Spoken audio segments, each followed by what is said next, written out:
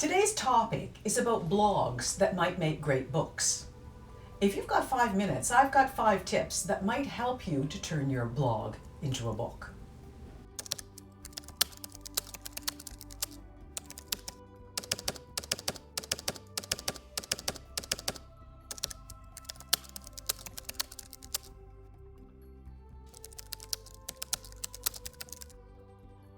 I think it's hard for many of us right now to believe there was ever a time when there wasn't the internet and certainly blogs.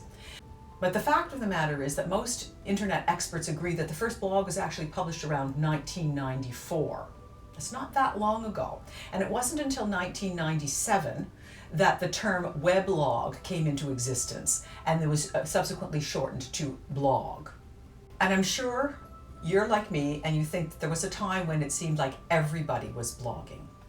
Back in 2004, the New York Times predicted that blogs being turned into books was going to become a cultural trend. And they were actually right. There have been hundreds of them since then. And the truth is that most of them have not been all that successful. I went back to look to see when I first started blogging, and it was in April of 2011 when I first started my first blog. I have several, and I've had them for various different reasons. And that's number one, you need to have a reason to have a blog as far as I'm concerned. My blogs have been related to my specific interests like ethics, which people know about, with business, corporate communications, creativity, and writing. I also have a blog that relates to fashion design and sewing because that's another interest of mine. But not all of these blogs would in any way, shape, or form be suitable to be turned into books. A few years ago, I decided to have a look to see whether or not my writing blog, which I had kept for quite a period of time by then, might make a good book. But there were challenges. Eventually that blog did make its way into a book, which is part memoir, part tough love writing guide called Permission to Write, which I published a number of years ago. And I learned a lot of things through the process of doing that. So if you're a blogger whose output has reached a point where you think you might consider making it into a book, that your material might in fact make a good book, then maybe it's worth considering.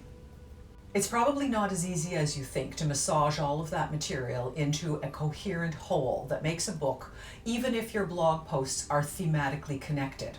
It has to be well organized and put into a way that makes it not seem like a bunch of blog posts just shoved into a book. So here are my 5 tips to help you.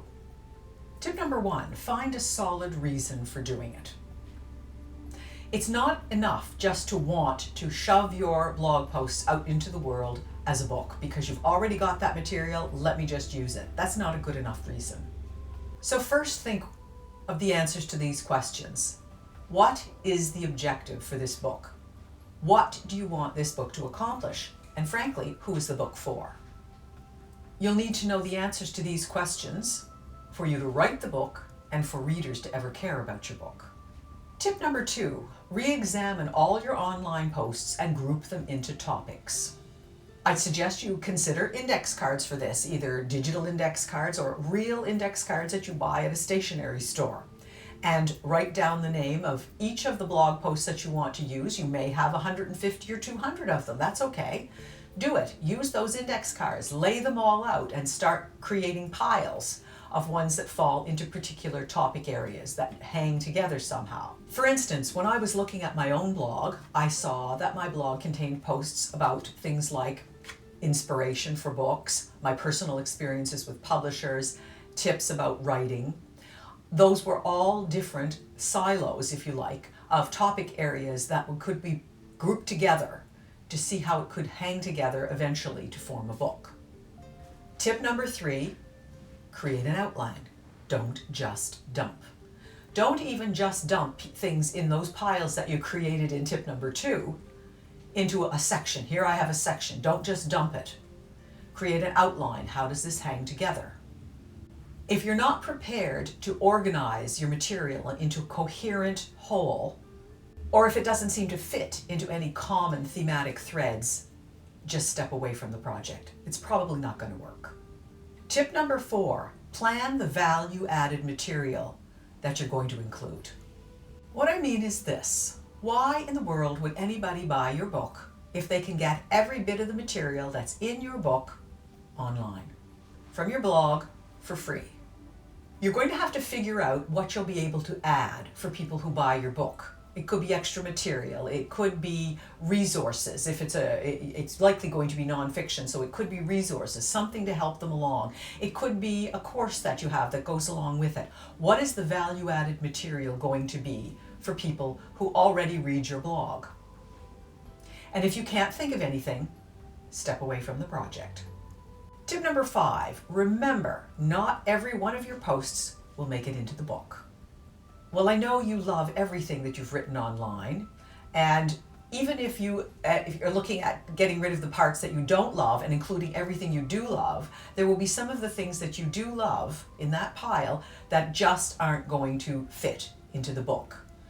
And I always say, don't make a square blog fit into a round book. The truth of the matter is that no matter how many followers, how many devout readers you have for a blog, doesn't necessarily mean that it's going to be a good book. Doesn't necessarily mean that it's a project that you want to spend your time on. In fact, publishing guru Jane Friedman says, blogs can make for very bad books, and we have lots of experience in the marketplace to see that that is absolutely true. Now we'll all go and have a look at our blogs and see if they will make interesting books, and most of us are going to have to say, not really, let me just write another book. Talk to you soon.